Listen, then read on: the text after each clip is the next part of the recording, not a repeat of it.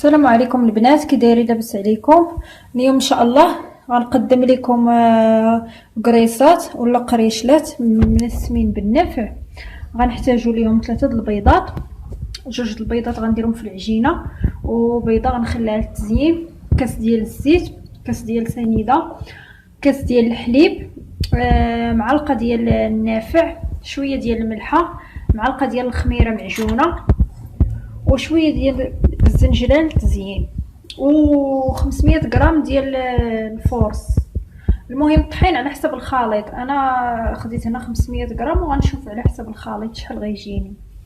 اول حاجه غادي ناخذ هاد الخميره، غنزيد عليها واحد 2 معالق ديال السنيده، غنزيدو على الخميره واحد 2 معلقات صغار ديال السنيده، وشويه ديال الحليب، ونخليوه يذوب. غنخليو هاد الخميره مع السنيده والحليب حتى يتفاعلوا، حتى تذوب الخميره مزيان. غناخد 2 بيضات،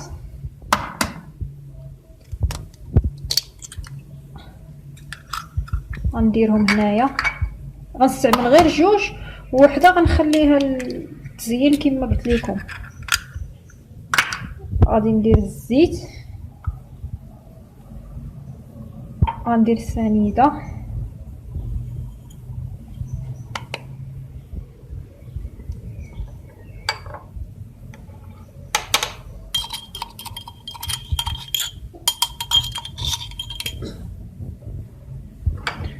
غندير ديك المعلقه ديال النافع، واللي بغى يديرو اللي ما بغاش يقدر يدير شي منسم اخر. انا استعملت هنايا النافع. شويه ديال الملحه، شويه ما نكتروش. غنضيف داك الكاس ديال الحليب يكون دافي، ونخلط هاد المواد مزيان حتى يتجانسوا مع بعضياتهم.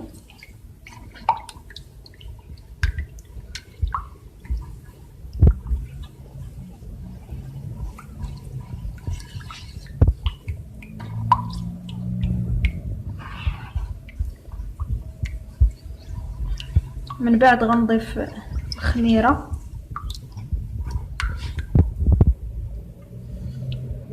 هي بدات كتفاعل لينا.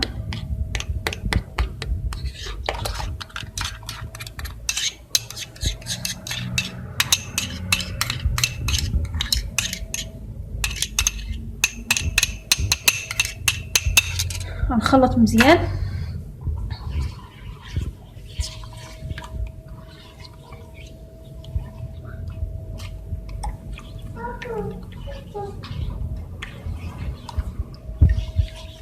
غنحاولوا نحركوا مزيان باش يتجانسوا المواد مع بعضياتهم.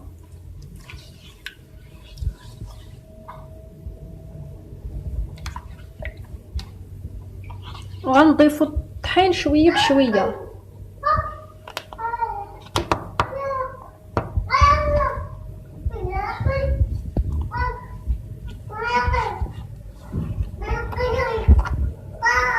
غنحاولوا نضيفوا غير شويه بشويه باش ما تجيناش العجينه قاصحه.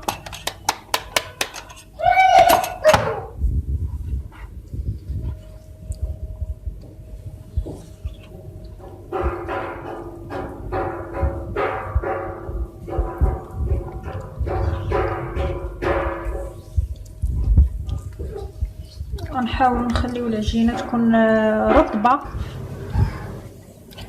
من بعد ما جمعنا العجينه فحنا تنخليوها على هذا الشكل، تكون كتلصق، يعني ماشي تكون قاصحه، تكون على هذا الشكل. انا استعملت 500 غرام، بقات لي فيه هذه الكميه هذه صافي. غنغطيها بالبلاستيك الغذائي ونخليها تخمر.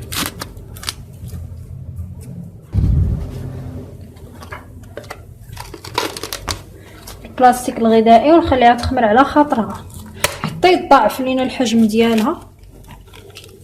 عاد هذيك الساعه نتلاقاو ان شاء الله باش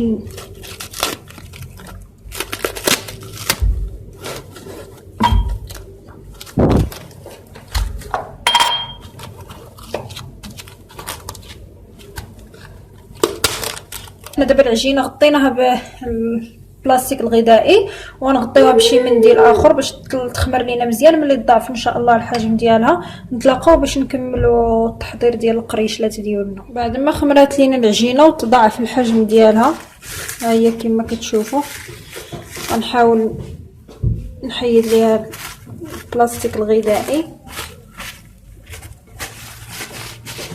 غندهنوا يدينا بالزيت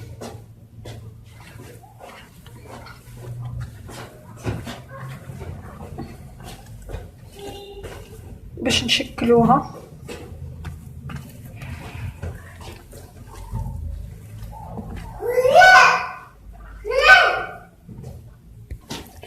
غنحاولوا نقسموها على بحال هكايا ونشكلوا فيها كويرات على حساب الحجم اللي بغيتو.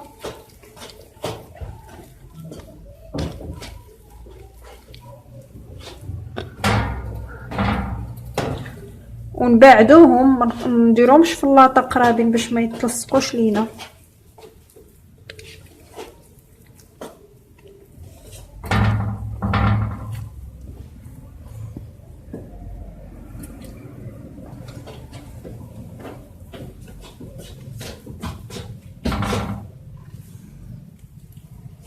اللاطه راه بطبيعه الحال راه دهناه بالزيت مزيان باش ما يلصقوش، ولا ديروا ليها بابي سيرفيليز. بعد ما شكلت القريصات ديالي فانا ساليت من التكوار ديالهم، درتهم في اللاطه وحاولت نبسطهم شويه صافي. ان شاء الله دابا غنغطيهم ونخليهم حتى يخمروا المره الثانيه ونتلاقاو باش نديروا لهم البيض والزنجلان وندخلهم للفران. لما خمروا لينا القريصات ديالنا المره الثانيه غندهنهم بديك البيضه اللي قلت لكم قبيله بعد ما طربتها مزيان. غنحاول ندهنهم مزيان.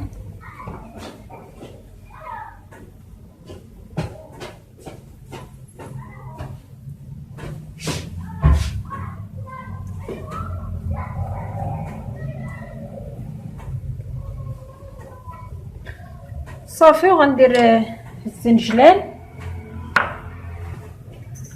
غنرش فوق منهم الزنجلان.